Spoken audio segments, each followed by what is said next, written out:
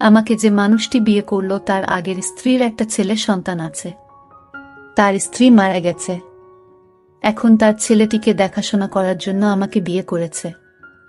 ছেলেটার নাম রাজু। বয়স 12 বছর হবে। আমিও জেনেই বিয়ে করেছিলাম। আমার স্বামী আমায় বিয়ে করেছিল তার কারণ তার ছেলে রাজুকে দেখাশোনা করার জন্য। কিন্তু রাজু ছেলেটি আমার দিকে খারাপ দৃষ্টিতে চেয়ে থাকত। আমি বুঝতে পারতাম সে আমার কাছে কি চায়। একদিন স্বামী একটা কাজের শহরে চলে গেলেন, আর এর মধ্যে বাড়িতে কেউ ছিল না। রাতে রাজু বলল, মা, আমি আমার রুমে একা ঘুমাতে পারবো না। অথচ তার বাবা বাড়িতে থাকতে সে তার নিজের রুমে ঘুমাতো। আমার রুমে ঘুমানোর জন্য আমার প্রতি রাতে বলতো। আমার আসল মা বেঁচে থাকলে আমাকে না করতে পারত না। তুমি মুখে মুখে না করে দিলে এসব বলে কান্না করতে লাগলো। আমি বলেছিলাম, এখন তুমি বড় হয়েছ, তোমার আলাদা রুমে ঘুমাতে যাওয়া উচিত। রাজু মাঝে মাঝে আবদার করত আমি যেন তাকে গোসল করিয়ে দেয়। একদিন তার কান্না দেখে এবং কেন আমার রুমে ঘুমাতে চায় এই বিষয়টা জানার জন্য আমি বললাম, ঠিক আছে, তুমি আজ আমার রুমে থাকবে। রাত যখন 3টা বাজে তখন রাজু আমার সাথে যা করেছিল তা শুনলে তোমাদের চোখ কপালে উঠে যাবে। তাহলে আসল ঘটনাটা বলি। তার আগে আপনারা যারা আমাদের এই ছোট্ট চ্যানেলটির নতুন দর্শক তারা চ্যানেলটি সাবস্ক্রাইব করে আমাদের সাথে থাকবেন। আজ আমার বিয়ে হয়েছে, বাকি সব নতুন বন্ধুর মতো। আমিও আমার বাসর ঘরে বসে আছি, কিন্তু আজ আমার মনে নেই কোনো সংকোচ, নেই কোনো স্বপ্ন, আর নেই নতুন সংসার সাজানোর ইচ্ছা। কারণ আজ প্রথমবার নয় যে আমি এভাবে নতুন বউ সেজে বসে আছি। এর আগেও ছিল এরকম একটি রাত যে কারোর জন্য এভাবেই বসেছিলাম। আজ হয়তো সব একই রকম, শুধু মানুষটি বদলে গেছে। হঠাৎ দরজা থেকে কারো আসার আওয়াজ শুনলাম। সে আর কেউ নয়, আমার নতুন স্বামী শাহজাহান। আমি উঠে সালাম করলাম। শাহজাহান বলল, সালাম করা লাগবে না, বরং আপনি বিছানায় শুয়ে পড়ুন। আমিও সোফায় শুয়ে পড়ি। সালমা বলল, না না, আপনি বিছানায় ঘুমান, আমি সোফায় থাকতে পারবো। শাহজাহান বলল, দেখুন, আমরা দুজনের কেউই এই বিয়ে মানি না। দুজনেরই আলাদা আলাদা কারণ আছে বিয়ে করার, কিন্তু আমরা একজন অন্যজনের সম্মান তো করি। আর আমি এরকম ব্যক্তি না জেনে আমি বিছানায় ঘুমাবে আর কোনো মেয়েকে এভাবে সোফায় কষ্ট করে ঘুমোতে দেবে। আপনি আমার স্ত্রী, তাই আপনার খেয়াল রাখা আমার দায়িত্ব। আর আপনি যদি আমার এতটুকু সম্মান করেন তবে বিছানায় ঘুমিয়ে পড়ুন। আমিও মাথা নেড়ে সম্মতি দিলাম আর বিছানায় শুয়ে পড়লাম। এবার বলি, আমাদের বিয়েটা কিভাবে হলো। মিস্টার শাহজাহান চৌধুরী শহরের অনেক বড় একজন ব্যবসায়ী। আমাদের বিয়েটা পরিবারের সম্মতিতেই হয়েছে। বলতে গেলে পরিবারের জন্যই হয়েছে। অবশ্য আমাদেরও অসম্মতি ছিল না। আজ আমরা দুজনে এক পবিত্র বন্ধনে আবদ্ধ, কিন্তু এ বন্ধন কোনো মনের জায়গা নেই। কারণ আমাদের দুজনের মনেই যে অন্য কারো নাম আগে থেকেই লেখা, মানে দুজনের মনেই অন্য কারো মায়ায় জড়িত।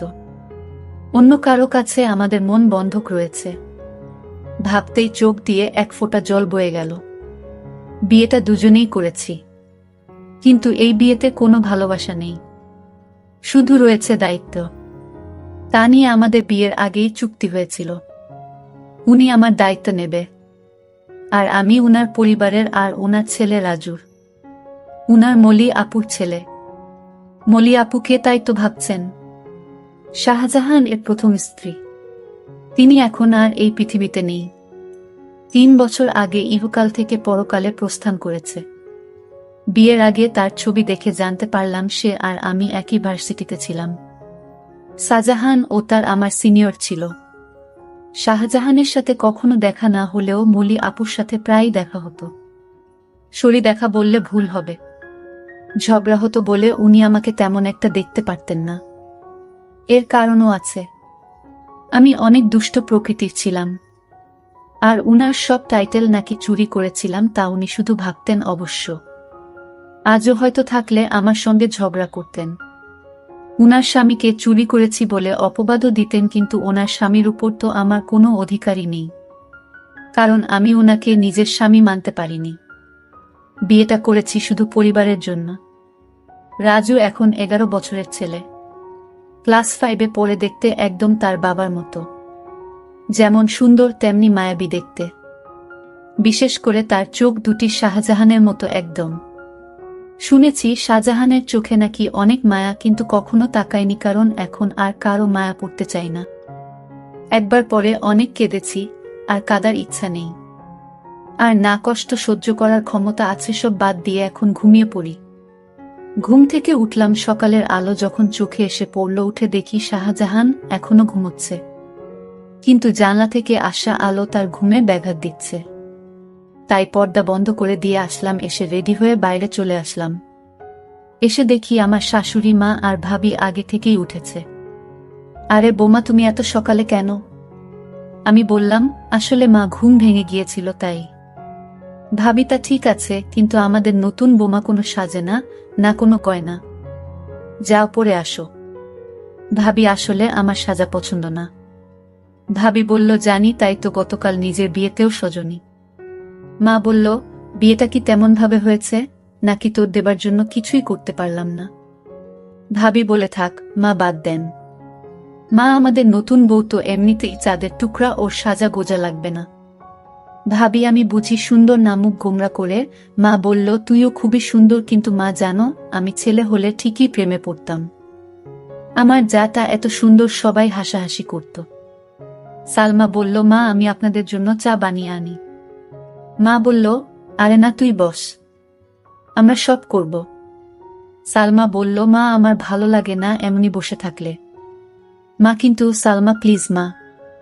ভাবে বলল, আচ্ছা তাহলে আমি সাহায্য করি, আর সাথে অনেক গল্প করব, কেমন? সালমা, আচ্ছা। সালমা চা বানালো, আর রানু ও ভাবির সাথে গল্প করল।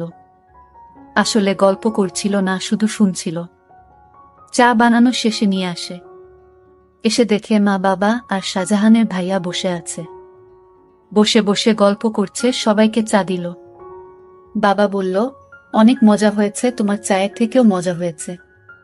শাহজাহান, হ্যাঁ, অনেক অনেক ভালো হয়েছে। রানুকে একটু চা বানানো শিখিয়ে দিয়ে। রানু, কি এত বড় কথা, কাল থেকে 7 দিন তোমার চা বন্ধ? বাবা বলল, না না, আমি তো দুষ্টুমি করে বলেছি। তুমি তো জানো আমি চা ছাড়া থাকতে পারি না। এভাবে সবাই চা খেয়ে নিলাম। তারপর আমি আমার স্বামী রুমে গেলাম, গিয়ে দেখি অবাক কাণ্ড। শাহজাহানের ছেলে, অর্থাৎ আমার স্বামীর ছেলে তো আমারই ছেলে, সে তো বড় দুষ্টু হয়ে গেছে অল্প বয়সে। মনে হয় পেকে গেছে। গিয়ে দেখি একটা পুতুল হাতে নিয়ে বলছে, তুমি কবে আমার হবে মা, কবে আমায় কাছে টেনে নেবে? আমি যে আসতে পারছি না মা। আমি অবাক হয়ে তার কথাগুলো শুনতে পেলাম, কোনো মাকে সে চায়, আর মায়ের কাছে তার কিসের চাওয়া? আর তার মা তো বেঁচে নেই। তাহলে আমাকে নিয়ে কিছু বলছে নাকি? এত ছোট ছেলেই বয়সে পেকে গেছে। কি বলছে কিছুই বুঝতে পারছি না।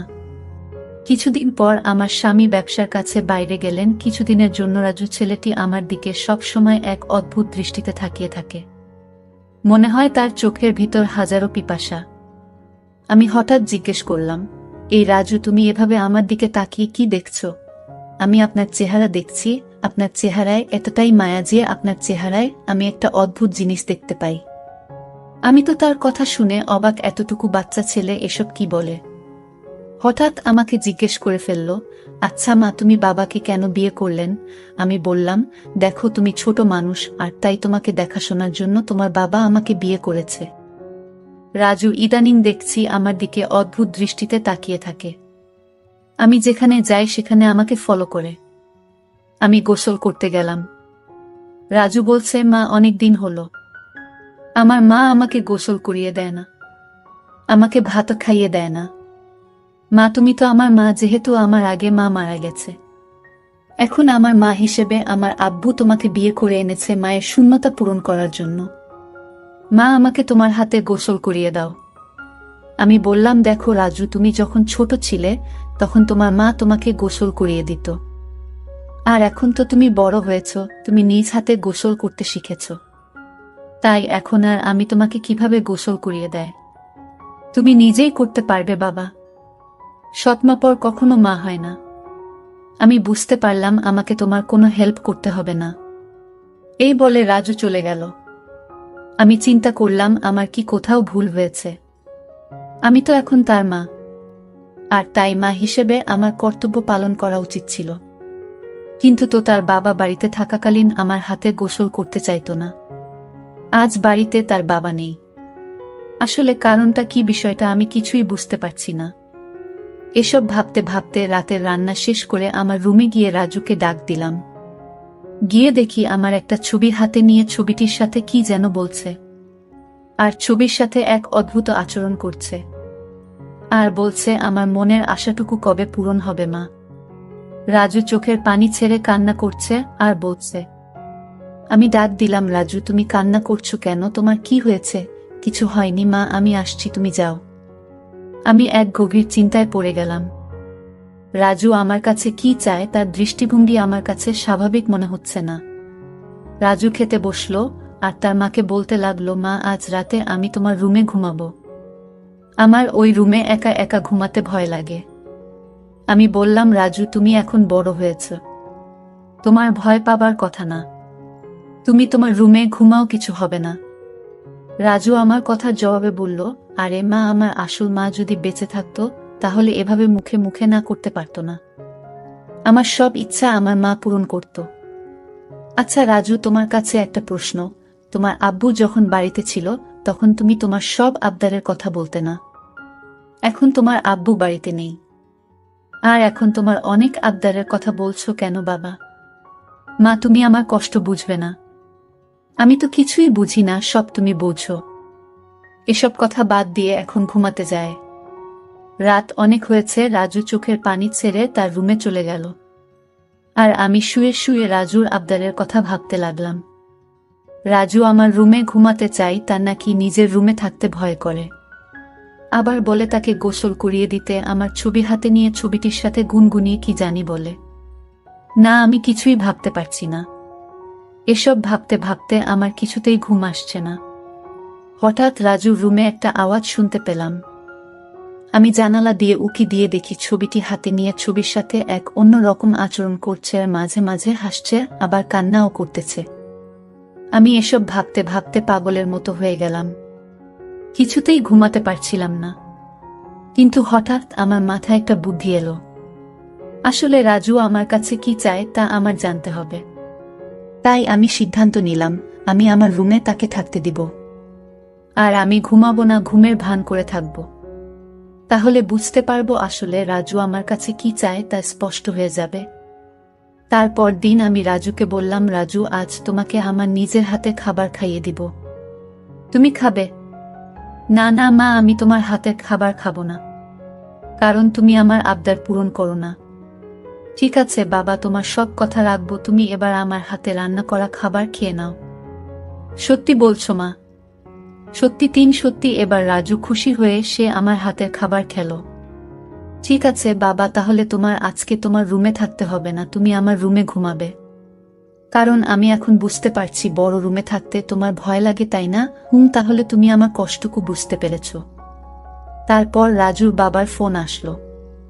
সে ফোনে জানিয়ে দিল আমার আসতে আরো 15 দিন দেরি হবে। তুমি ছেলের প্রতি খেয়াল রেখো। আমি মনে মনে একটু খুশি হইলাম, কারণ যদি আমার স্বামী এসে পড়তো তাহলে রাজু আমার কাছে কি চায় তা হাতে নাতে ধরতে পারতাম না। ভালোই হলো। তারপর রাতের খাবার খেয়ে রাজুকে ডাক দিলাম, রাজু তুমি আমার রুমে আসো, আজ তুমি আমার রুমে ঘুমাবে। শুধু আজ নয়, যতদিন তোমার বাবা আসবে না ঠিক ততদিন পর্যন্ত, বুঝলে? লক্ষ্য করলাম রাজু অনেক খুশি হয়েছে। তারপর রাতে ডিনার করে আমি ঘুমের ভান করে শুয়ে রইলাম। এদিকে রাজু শুয়ে পড়ল। রাত যখন 3টা বাজে তখন দেখি রাজু ধীরে ধীরে বিছানা থেকে উঠে পড়ল। তারপর রাজু ভালো করে আমাকে দেখল আমি ঘুমিয়েছি কিনা। তারপর ধীরে ধীরে আমার কাপড়ের আঁচলটা বের করল, কারণ কাপড়ের আঁচলে আমার ঘরের আলমারির চাবি ছিল। আমি যেন আর না পাই, আর তাই সে ধীরে ধীরে চাবিটা আঁচল থেকে তার হাতে নিয়ে নিল। তারপর আলমারিতে থাকা তার মায়ের স্বর্ণের গহনা ছিল, আর আলমারিটা খুলে সকল স্বর্ণ অলংকার সে একটা শপিং ব্যাগে নিয়ে নিল। ব্যাগ তার রুমে নিয়ে রেখে আসলো। তারপর চাবিটা আঁচলে বেঁধে রেখে দিল। তারপর ঘুমিয়ে পড়ল। আমি ঘুম থেকে জেগে উঠি। এটা কি করলো? এতটুকু একটা ছেলের সাহস দেখে আমি অবাক হচ্ছি। সেসব স্বর্ণ অলংকার চুরি করলো। আর এই বয়সে তার এত স্বর্ণ বা টাকা দরকার কেন? আমি তাকে কিছুই বলিনি। সকালে উঠে রাজু বলল, মা, তাড়াতাড়ি খাবার দাও, আজ একটু জলদি স্কুলে যেতে হবে। ঠিক আছে, আমি নাস্তা দিচ্ছি, খেয়ে স্কুলে যাও। সে তাড়াহুড়া করে খাবার খেয়ে ব্যাগটি নিয়ে ঘর থেকে বের হতেই আমিও তার পিছু নিলাম। তারপর দেখলাম একটা স্বর্ণের দোকানে গিয়ে স্বর্ণগুলো বিক্রি করে দিল। তারপর এই টাকাগুলো নিয়ে কবরের চারপাশে বেড়া দেওয়ার জন্য কিছু সরঞ্জাম কিনল। আর সেই সরঞ্জাম নিয়ে গেল তার আসল মায়ের কবরের পাশে। আর মায়ের কবরের চারপাশে বেড়া দিয়ে খবরটাকে সুন্দর করে তুলল, যেন গরু ছাগল যেতে না পারে। আমি রাজুর এই দৃশ্য দেখে অবাক হয়ে গেলাম। এতটুকু একটা ছেলে, মায়ের প্রতি ভালোবাসা, কিন্তু চুরি করে কেন করলো? পরে আমি রাজুকে বললাম, বাবা, আমি তোমার সব কার্যকলাপ দেখেছি। তুমি চুরি করলে কেন? মা, তুমি জানো এখন আমার মায়ের টাকা দিয়ে কিনা আমার বাবা আমার মাকে অনেক কষ্ট দিয়েছে, আর তাই আমি আমার মায়ের সম্পদ বিক্রি করে মাকে দিয়ে আসলাম। ভালো করেনি মা। বাহ রাজু, তোমার মতো সন্তান যদি প্রতিটি ঘরে ঘরে থাকতো তাহলে পৃথিবীটা অনেক সুন্দর হয়ে যেত। মায়ের প্রতি এমন ভালোবাসা দেখে আমি মুগ্ধ হলাম। সকল দর্শকদের উদ্দেশ্য করে বলতে চাই, যাদের মা বেঁচে আছে তারা খেয়াল রেখো, তাহলে দুনিয়া আখেরাতে শান্তি পাবে, সকল কাজে সফল হবে। আর হ্যাঁ, মা ছাড়া এই দুনিয়াতে আপন কেউ নেই। যার মা নেই তার এই দুনিয়াতে কেউ নেই। বন্ধুরা, আজকের গল্পটা কেমন লাগলো তা কমেন্ট করে জানাবেন। আর আপনারা কোন ধরনের গল্প পছন্দ করেন তাও কমেন্ট করে জানাবেন। সকলে ভালো থাকবেন, দেখা হবে নতুন কোনো ভিডিওতে। ভিডিওটি শেষ পর্যন্ত দেখার জন্য সবাইকে অসংখ্য অসংখ্য ধন্যবাদ।